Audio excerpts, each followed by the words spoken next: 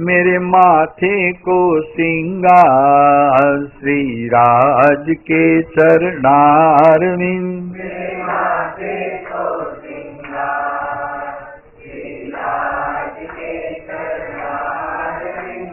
राज के चरणारविंद राजेश्वर के चरणारविंद। राज के चरणारविंद राजेश्वर के चरणारविंद। मेरो तो आधार श्री राज के चरणारविंद।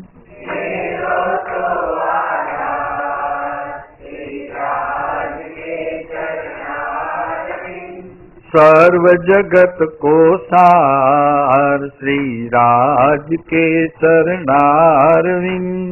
सर्व जगत को सार श्री राज के चरणारविंद। इस कलयुग के अवतार श्री राज के चरणारविंद।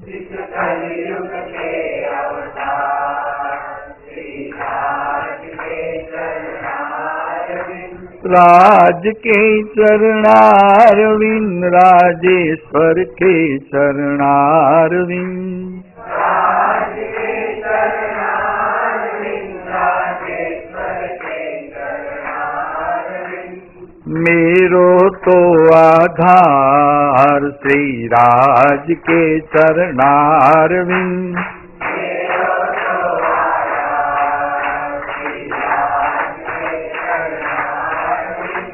जाऊं मैं बलिहार श्री राज के चरणारविंद। जाऊं मैं बलिहार श्री राज के चरणारविंद। जाऊं मैं बलिहार श्री राज के चरणारविंद।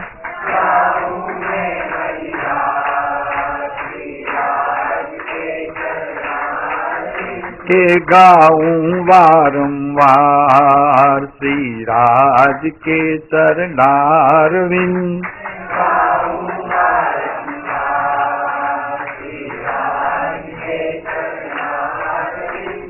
राज के चरणारविंद राजेश्वर के चरणारविंद।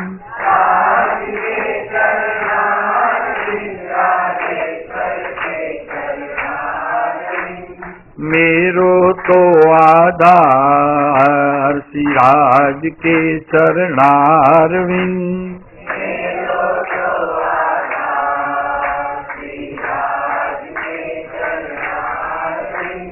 मेरो तो आधार श्री राज के चरणारविंद।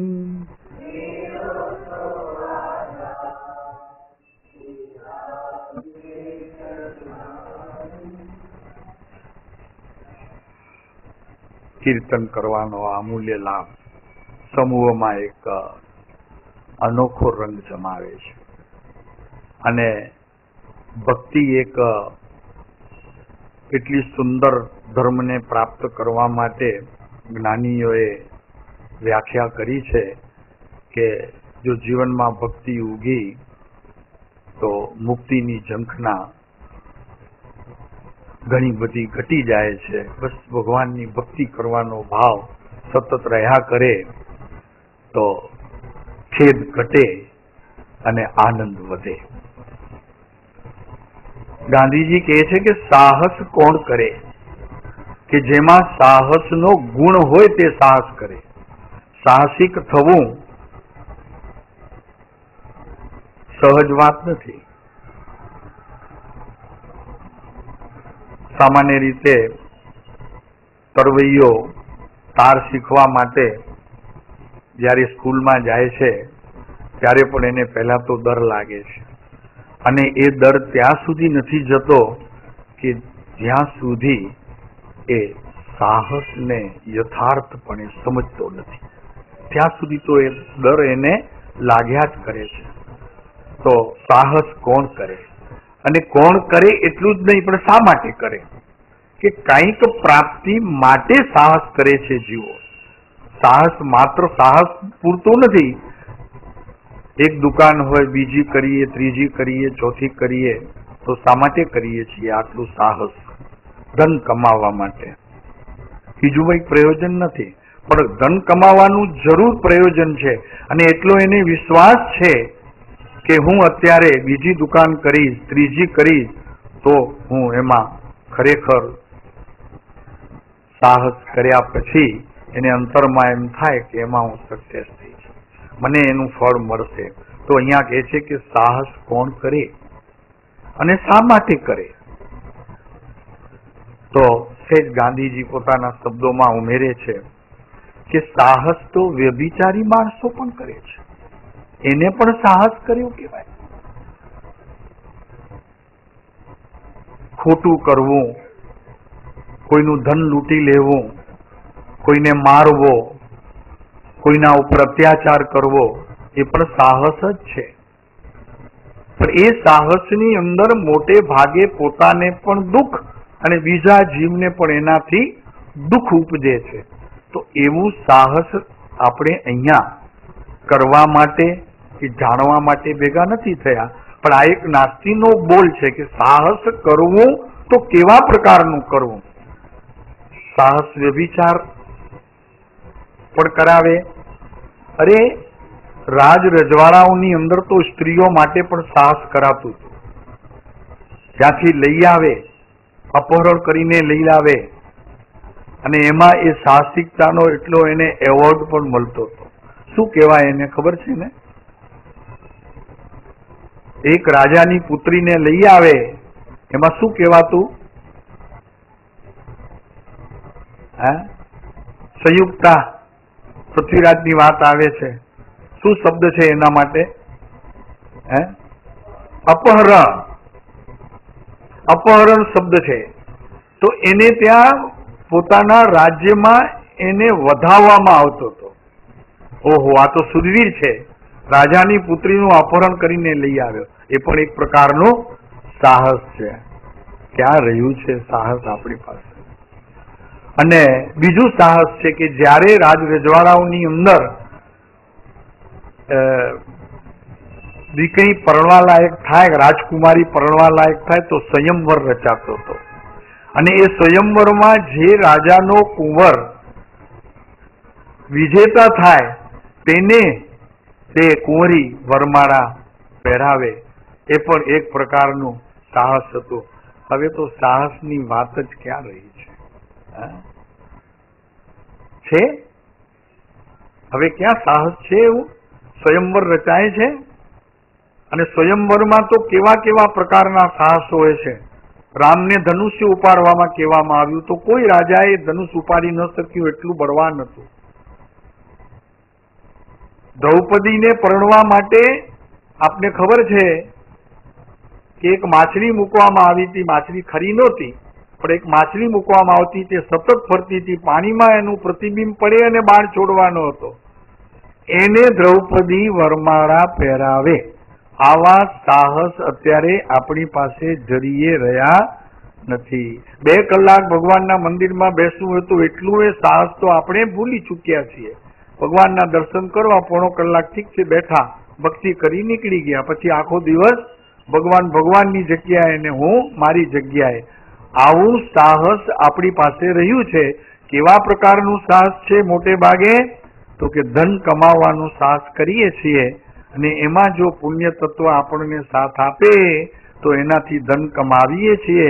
પણ વાસ્તવિક રીતે જોવામાં આવે તો ધન કમાવામાં પુરુષાર્થ છે જ નહીં, અને જ્ઞાનીઓએ એને પુરુષાર્થ, દાપણ, બુદ્ધિ કાંઈ કહી નથી.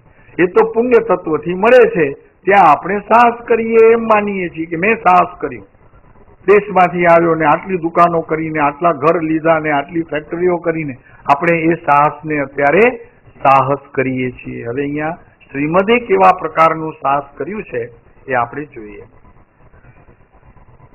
કોઈ સ્ત્રીને માટે થાય, કોઈ ધનને માટે કરે. અરે સુસાઇડ કરવી એ પણ સાહસ છે. કુવામાં પડવું, અગ્નિથી ભરી મરવું, ગળે ફાંસો લેવો, એ પણ એક પ્રકારનું સાહસ જોઈએ ગોપાલજીભાઈ. એમને એમ ન થાય. ના મર્દ ના હિંમત એ જીવ જે હોય એ કાંઈ ન કરી શકે. એ વિચાર કરે મરવાનો, પણ જ્યાં ઊભો રહે ને પાછો વળે, એ સાહસ ન કરી શકે. તો અહીંયા તો એ કહેવામાં આવે છે કે ગમે તે પ્રકારનો સાહસ તો સાહસ છે, તો એમાં એટલી મર્દાનગી છે, એવો એનો આંતરિક નિર્ણય છે, અને એ નિર્ણયને અનુસરે છે. પછી સાહસમાં એક શુભ પણ હોય, એક અશુભ પણ હોય, એક શુદ્ધ પણ હોય, એક અશુદ્ધ પણ હોય, પણ સાહસ પહેલા અંદરમાં વૃત્તિ એવી ઉગવી જોઈએ.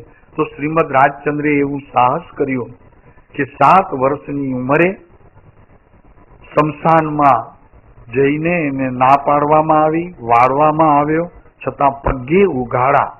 એ બાવળના ઝાડ ઉપર અત્યારે આપણે નીચે પણ ન બેસીએ તો એ છોકરો 7 વર્ષની ઉંમરમાં વૃક્ષ ઉપર ચડી કોઈ ન જુએ તેમ છુપી રીતે આખો આ અમીચંદના મૃત્યુદેહને જે રીતે વિધિ કરવામાં આવી, અને એ વિધિ જોતા એમના જીવનની અંદર જે આવરણ હતું એ જ્ઞાનનું આવરણ એવી રીતે પ્રગટ થઈ ગયું કે આમ 900 ભવનું જ્ઞાન, જેમ ફિલ્મની પટ્ટી ચાલે, રીલ ચાલે, એમ એમના જીવનની અંદર આ ઘટના ઘટી. આપણને એમ થશે કે એમાં શું સાહસ કર્યું? તો કે તમને ખબર નથી ભાઈ, તે જમાનાની અંદર 7 વર્ષના બાળકને અત્યારે નથી લઈ જતા તો ત્યારે પણ નહોતું લઈ જવામાં આવતું, કેમ કે એને સપના આવે રાતના ને એ જીવ ગભરાઈ જાય તો કેટલાક પ્રકારની મુશ્કેલીઓ આવે. એટલા માટે શમશાનમાં અત્યારે પણ છોકરાઓને લઈ જવા દેવામાં આવતો નથી, કારણ કે એમના માનસ ઉપર કંઈક વિશેષ અસર પડે અને એ કંઈક દુઃખી થાય, કંઈક ભય પામે એને કારણે.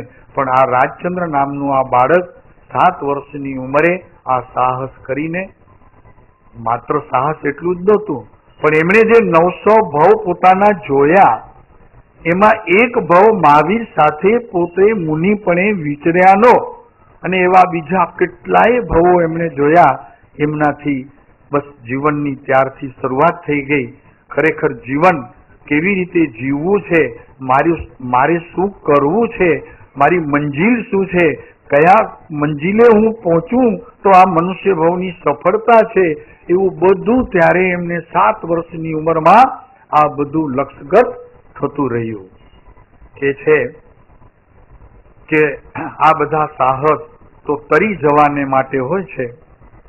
સાહસ તો તેને કહેવાય કે કોઈ પણ તમે સાહસ કરો તો એમાં પાર પડો તો એ સાહસ, અન્યથા તે સાહસ કહેવામાં આવતો નથી.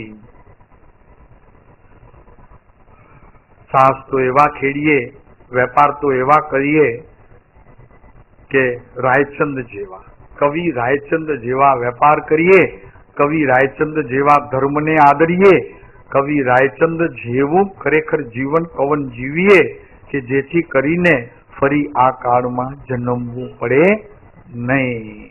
મરણ એક જ વખત થાય અને એ મરણને પણ પોતે મરણ ન સમજે, માત્ર પૂતગલનું પરાવર્તન સમજે, પરિવર્તન સમજે, બસ એનાથી વિશેષ એ જીવને પણ કાંઈ દુઃખ લાગે, મૃત્યુનું ભય ન લાગે, દુઃખ ન લાગે, માત્ર પૂતગલનું પરાવર્તન, એના સિવાય એ જીવને કાંઈ પણ ખ્યાલ ન આવે.